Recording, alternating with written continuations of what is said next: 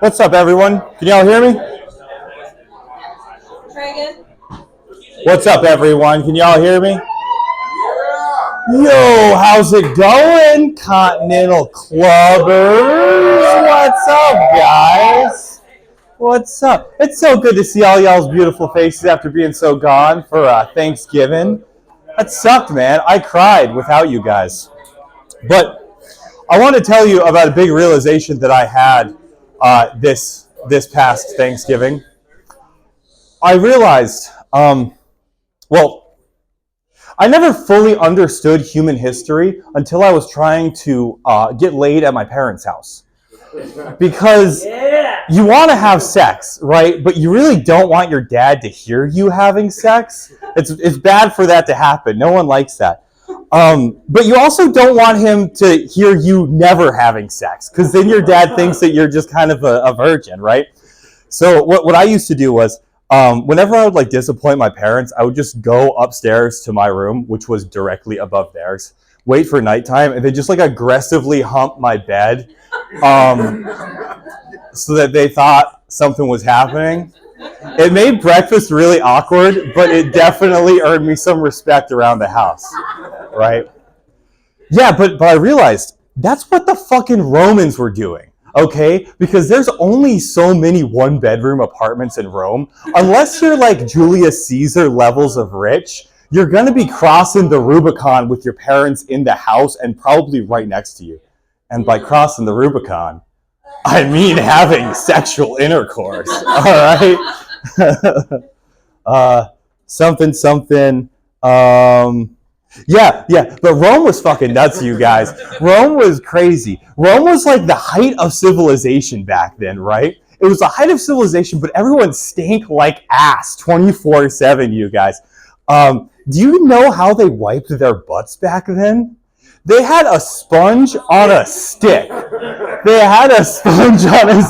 know it. And no one washed the sponge on the stick. No one knew how to do that. Cleaning wasn't invented until at least 500 AD, right? Well past the Roman times, I think. I don't know, I'm not a historian. But they were pissed about this stick, man. Everyone complained about it all the time. People just held it for a while. That was one strategy to get around the stick. They would just hold it. You guys ever hold it for a long time? You shouldn't do that. It's bad for you in the long run. But the stick was also probably pretty bad for you.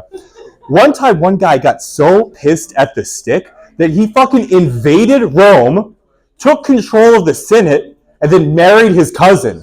And that man was Julius Caesar, and he is a freaking hero, you know? Yeah. People still had to use, no, probably not, I don't know. People still had to use the stick, though.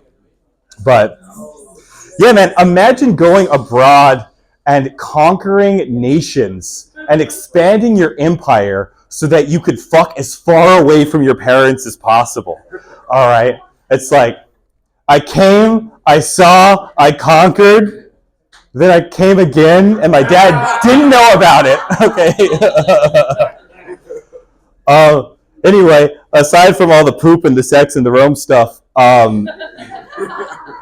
Thanksgiving was a few days ago, and that's cool, and everyone just fucking forgot about it, and now it's Christmas time, but I think that's bullshit. Thanksgiving is clearly the best holiday. I know I'm going to get some shit for that. There's no pressure during Thanksgiving. It's a great time. The one problem with Thanksgiving that is slowly emerging in our society is that gnomes are slowly taking over Thanksgiving, all right? Christmas was a layup for them. Christmas is basically already about gnomes, right? He's basically Santa Claus. But I saw a sign. His name's Greg. He's a good friend of mine. I saw a sign that said, "Happy Thanksgiving from my gnome to yours." First off, the implication there is that everyone has a gnome, and that's horrifying. Okay, except for the gnomeless, which is a problem in our society, and we should do something about the growing number of gnomeless people. But slowly, everyone is becoming a gnomed family. We got so many gnomes all around the domes, and Yeah, man, they're taking over. But Thanksgiving's becoming a gnome holiday. Christmas is a gnome holiday. What are we gonna have next? Martin Luther Gnome Jr. Day? All right. Are we gonna have Memorial Gnome Day where we just sit around remembering gnomes? Doesn't sound like a good thing. This creature has dark energy. I love him very much, but he is evil, much like my ex-wife. Okay, they're slowly gathering strength. They're gonna have a gnome war with us. They're gonna take over everything if we're not careful. Eventually, we might even have a gnome Veterans Day for the gnome war that will occur. All right. No, I never actually had an ex-wife. That was a lie. I did have a girlfriend, though, and I caught my girlfriend cheating on me, which sucks. But she caught me talking to puppets, which, like, it's about equivalent. So we are on good terms, you know. How much time do I have? Can I do one more? Okay, cool. I got a letter in the mail from my insurance company, right? And I don't know if you guys get, like, emails or letters from your insurance company. You probably do, because health insurance like wants to talk to you even more than my ex-wife does, which is saying something.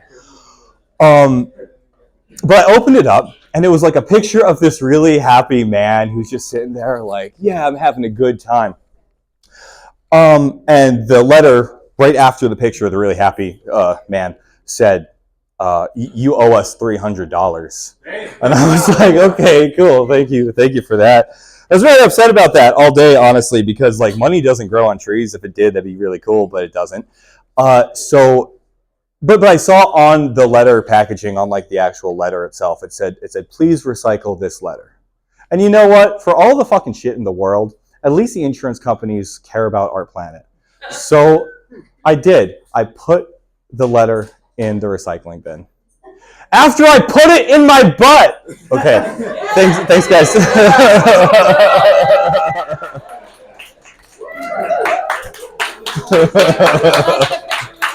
Yeah, you want a picture with the gnome?